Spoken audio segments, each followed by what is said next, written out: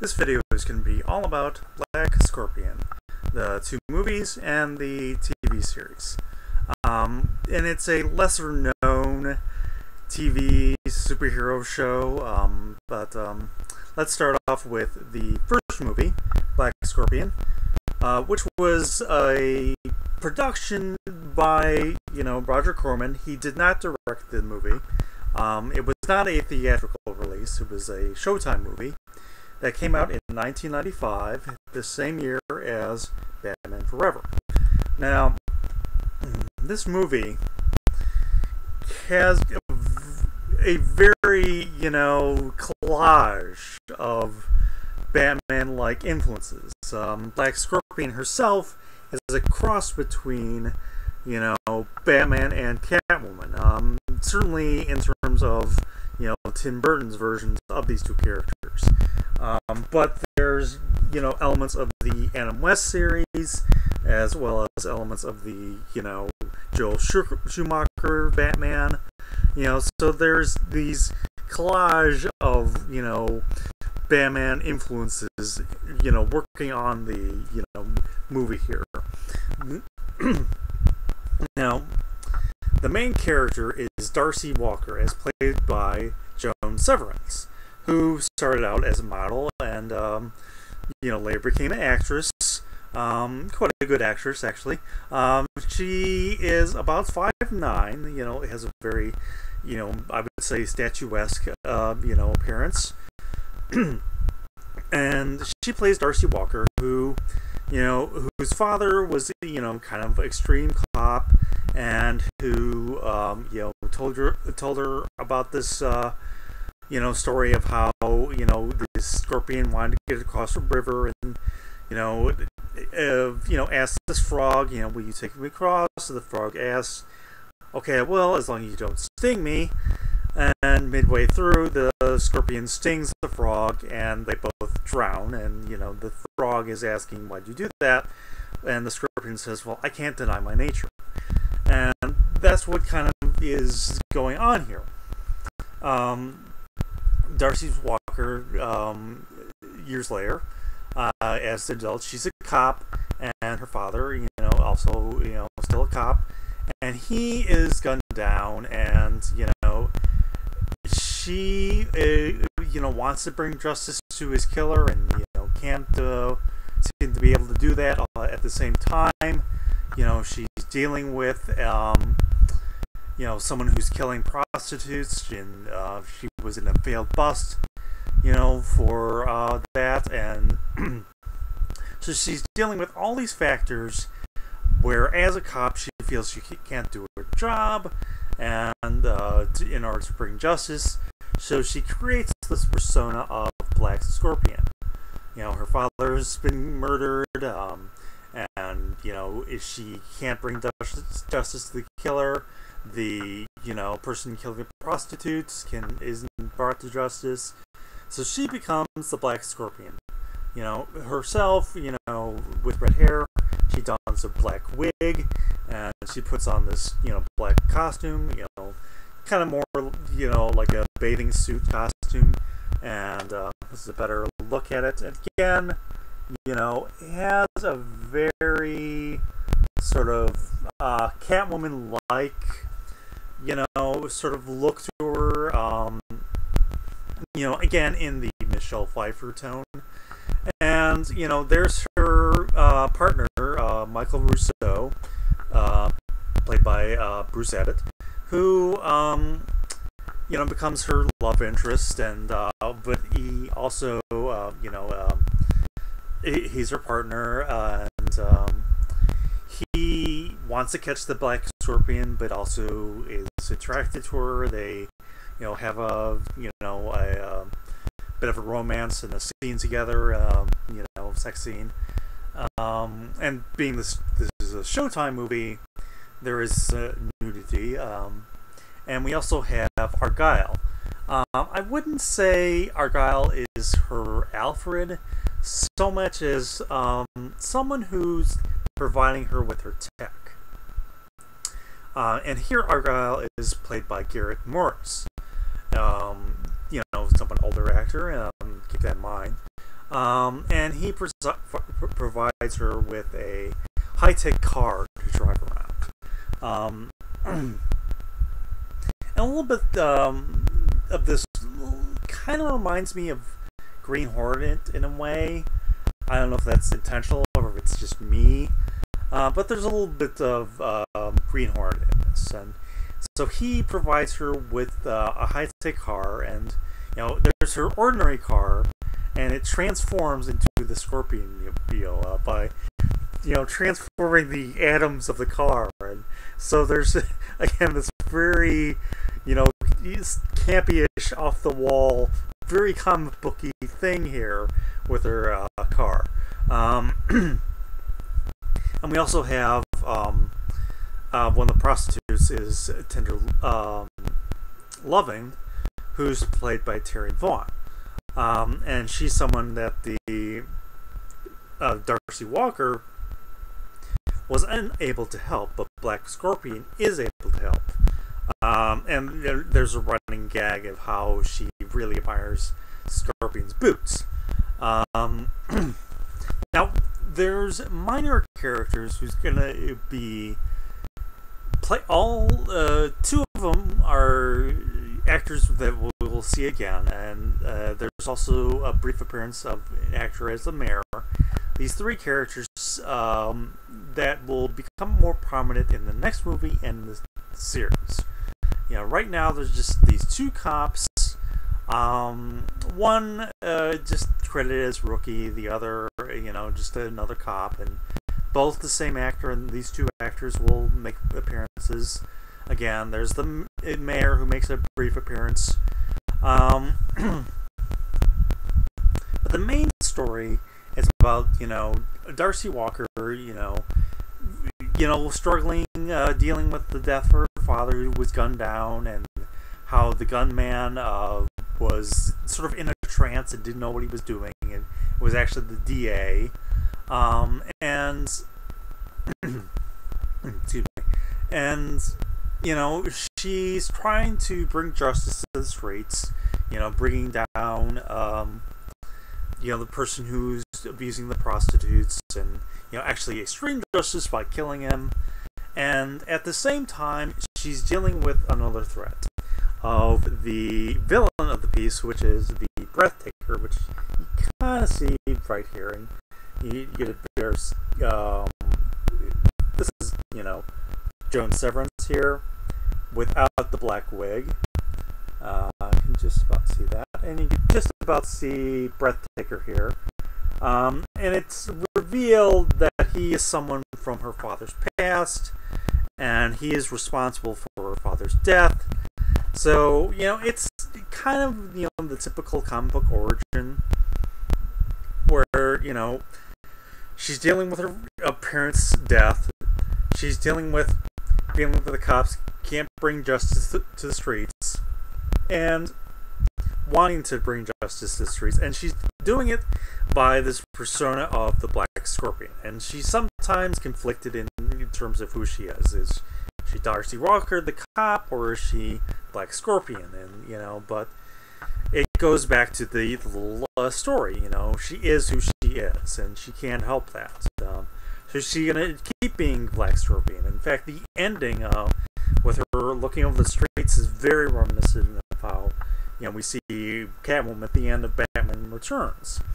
But there's very elements of a little bit of Tim Burton Batman, a bit of Adam West Batman, and a bit of Joel Schumacher Batman, and it's done somewhat slightly serious, but there's obvious a little bits of campy elements, and the camp will be heightened up a little bit later on. So, the first movie, I thought it was very good and enjoyable. Once you accept it for what it is, it's a very good, female superhero action movie. And, has good, decent car chases, and, a lot of typical over-the-top violence of, car chases and explosions and cars blowing up and stuff like that. And of course, the villain is blown up, and I think he gets beheaded, or I might might be thinking of the second villain. And again, since it's a Showtime movie, there's some nudity and whatnot. And anyways, I found it enjoyable for what it was. Now, the second movie is Black Scorpion 2 Aftershock, and it came out in 1997, the same year as Batman and Robin. You know, the infamous movie that destroyed most comic book movies. And this certainly seems to amp up the camp factor. More in tone with, Adam West and, Joe Schumacher, and, most of the same actors return. We get Slugger and Specs making a much larger role. Again, it's the same two actors. They had bit parts in the first one. They have a larger role here as Specs and Slugger. And we have the same actor as the first movie returning as the mayor, who has, his secretary, who's obviously his mistress. And he's a very, corrupt individual, and he does things more for personal gain and profit that actually is disruptive to the city, like preventing, this earthquake preventing machine. This woman scientist is creating this earthquake machine, which is impossible, and he wants to stop it because, the city gets lots of money from earthquake damage and aftershocks and so on.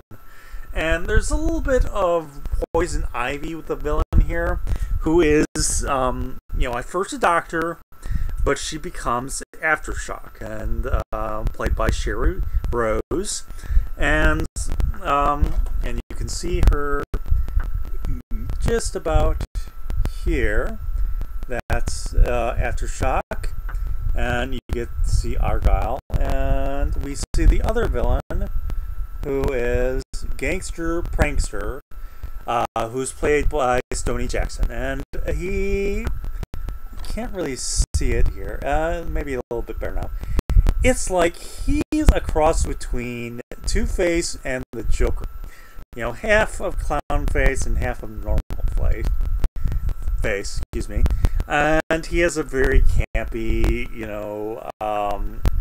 way of doing things. He has his two henchmen here, and his, the little girl here as the partners, and she provides the nudity for this movie. And he was someone who Argyle was originally in his gang, and but Argyle, is trying to go legit. So we have again Black Scorpion in action. Firmly established origin. Still in conflict and with the partner Michael Russo, who I believe finds out her true identity here. And it's still coming into terms with Darcy doing what she's doing. And, so after Aftershock, who's, now a villain trying to cause earthquakes and, threaten the mayor, threaten the city, because the mayor tried to shut her down. And, we have Argyle returning to help out.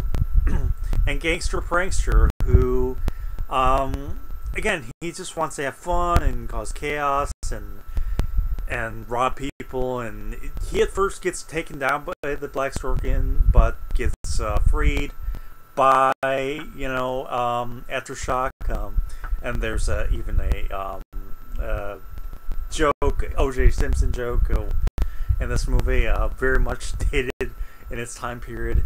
And Aftershock, threatening the city, and Black Scorpion trying to stop her, reminding her who she is as a hero.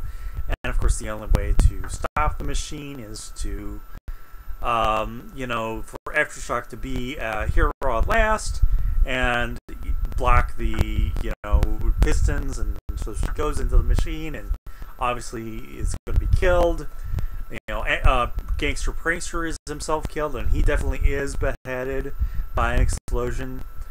It's also, a very good movie. It's, the camp factor, much more hyped up for this one, and that's probably more to go with the Batman and Robin tone. Again, the first one, I would say, had a little bit more Tim Burton and bits of Schumacher and bits of Adam West, whereas the follow-up had more Batman and Robin Schumacher and Adam West, and not so much Tim Burton anymore. And definitely very inept, police force here. And there are elements here that are going to be played up in the later on. But both of these are Showtime movies, and both I thought were very good, very entertaining, and very good, female superhero, vigilante fare. Yeah, there's a lot of campy action chase scenes and explosions and so on, but I thought both of these were very good. Now, it was followed up much later on by a TV series, which ran from January 5 to June 30th in 2001. Again, sometime after, the Batman Forever, and this premiered on the Showtime network. Now, a couple of the actors from the movies show up. We get Specs and Slugger, who, as I mentioned, very prominent in the second movie. Same actors as the second movie. Both actors had minor parts as cops in the first movie, but they're more part of the regular cast, and very bumbling cops. And this time, as Black Scorpion, we have Michelle Lintel. Now, she is 5'7", just a bit shorter than Joan Severance. So she's not quite as, I would say, statuesque as Joan Severance would be. But, she's a good actress. She's she studied martial arts, and she does well as the role. And so, I don't mind so much a different actress, and it's a series, obviously following up with the first two. The first one, the origin story, the second just carrying on, and the series carries on the same tone as the second one very much. And so it doesn't go too much with the origin. It does sometimes have flashbacks, clips from the movies, most notably Aftershock. Most of the time when we have flashbacks, though, it's with the actors of the TV series. But it's very much, pretty much revisiting the tone of things that we've already seen in the two movies. And again, some minor actors from these two movies will appear, such as the actors who played Slugger and Specs. The two bumbling cops. And as I'll discuss, we'll get other actors who will show up. Now, we get a different partner in this series. We get Steve Rafferty, who's the new partner, new love interest, and Darcy Walker's, partner, and, also trying to catch the Scorpion, and also the love interest. Now, here, Argyle is played by a younger actor, Brandon Terrell, credited simply as BT. And he is a much younger actor, and, now, also the character of the first movie, Tender Lovin'. In the second movie, she gives up being a prostitute and becomes a fashion designer, sort of lesser-known fashion designer, if we will, with these extreme fashions, and she is the girlfriend of Argyle in the second movie. That theme is continued in this series, where, Tender Lovin', or rather Veronica, is the girlfriend of Argyle. And, so most of Argyle's scene is dealing with his relationship with Veronica, and usually dealing with how she's upset with him for that episode and so on. And, sort of more, in tone of campy tone. Again, as it's definitely the hyped up campiness of Batman and Robin. And as with the Adam West Batman, there would be a villain each episode. There were 22 episodes for the series, and as with Adam West Batman, there would be a villain for each one. Very much a villain of the week series. So we get much more of a campy-ish tone. The police are very inept. We get the corrupt mayor who benefiting more from organizations that don't want to bring law and order, and his secretary who's obviously his mistress, and things of that nature. And it's a campyish, more campyish Batman type tone. But I felt it was a good follow-up to the two movies. I didn't mind the change of the actress. I'll talk more about the episodes in a minute. But overall, as a whole, I very much enjoyed the series.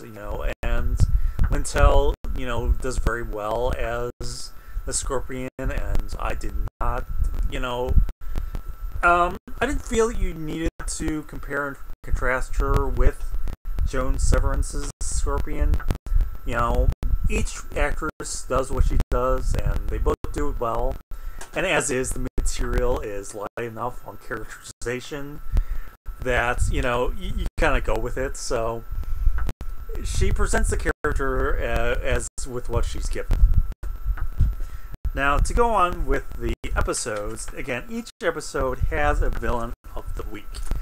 The very first episode, the pilot, has, a firearm, and again, the tone, as is common with Roger Corman's work, lots of gunplay and stuff like that, explosions.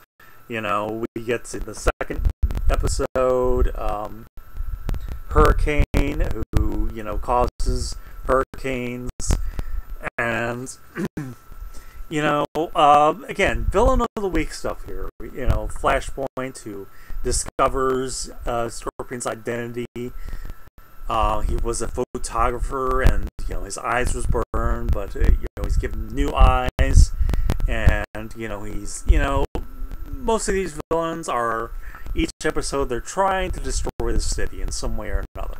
As we see with the fourth episode, we get Aftershock returning, played by the same actress, Sherry Rose.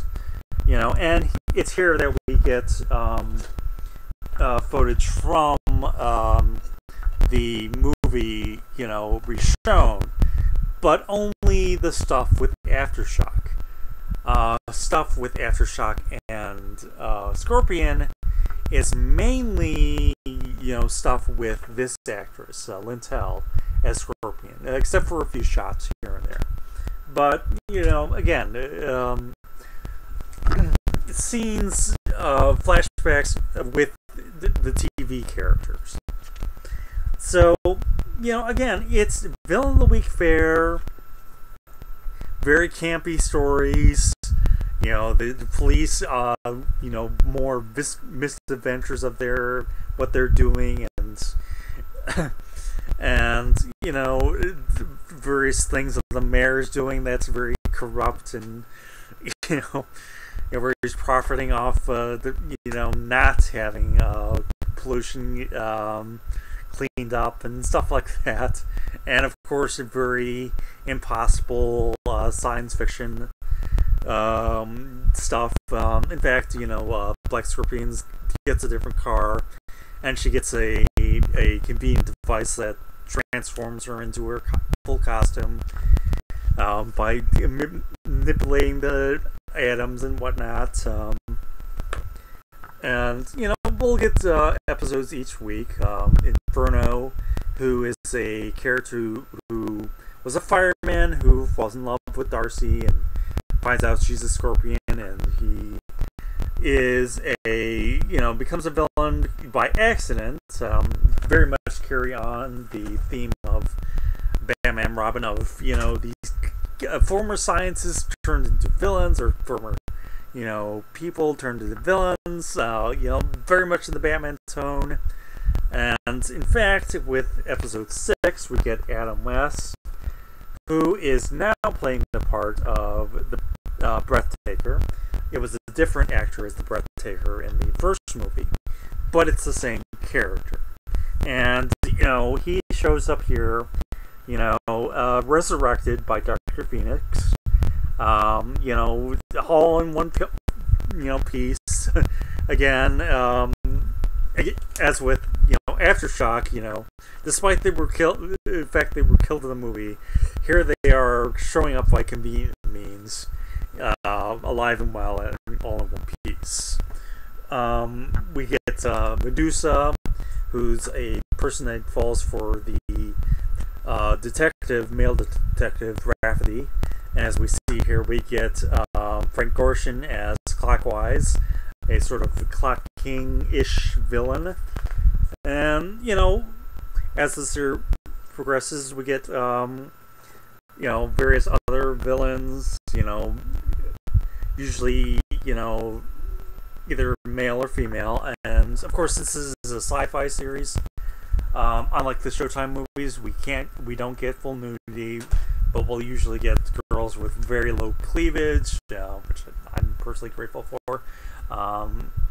And as with Aftershock, we get the return of the same person who played Gangster Prankster, who's again resurrected, all whole in one piece, by Dr. Phoenix, and again played by the same actor, Tony Jackson. A little different in terms of look, but it's still, slightly Two-Face, a little bit, Joker here, and as we'll get with each episode its own villain, Pluto or Green Thumb. Some are slightly Batman influenced, some just original, and sometimes they'll return. Like here we'll get Inferno and the Medusa. Inferno being the fireman that fell in love with Darcy, and Medusa returning. Or we'll get original villains like Mindbender or Bad Sports, who kind of is like Sportsmaster. Then we'll get characters like Angel of Death, who's also a vigilante, former detective. And actually Gangster Prankster here has 2 appearances, and in the second is finally put down, this time for good. And we'll get Stunner and Flashpoint, the photographer who found out her Scorpion's identity, returns, as well as another new villain, who is Vox Populi.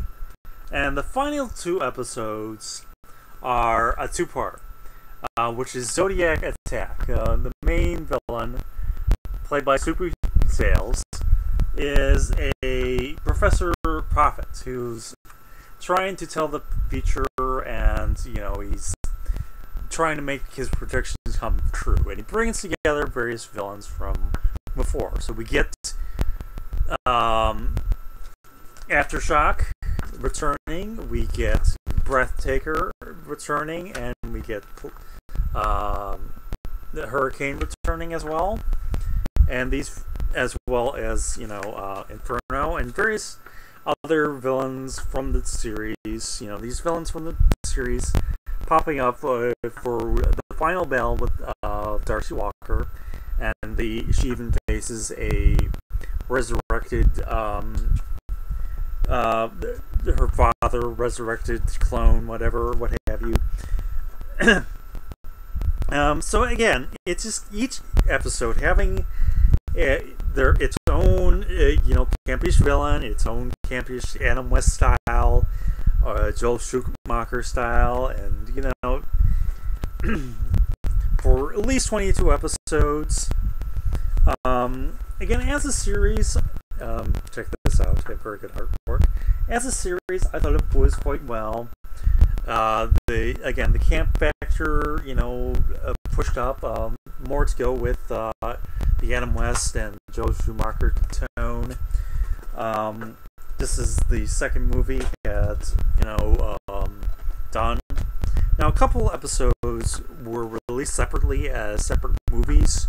So, if you're interested in this series, make sure you get the 2 DVDs of the 2 movies, which can be a bit pricey. I managed to find some good prices for both of these. And get the complete TV series.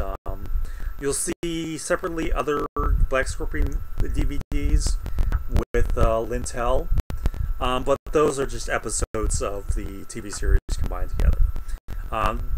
Just get the complete television series. But anyways, that's Black Scorpion as a whole. I personally enjoyed the series. Very entertaining. Very humorous. The campyish tone, the very comic book tone. I believe there was even a Devil's Due comic book series for a while. And it is what it is. I personally enjoyed it, and if you enjoy sort of campyish, more comic booky, Silver Agey superhero stuff, I would recommend this series. Anyways, that's all I have to say for now. Hope you enjoyed. Take care for now.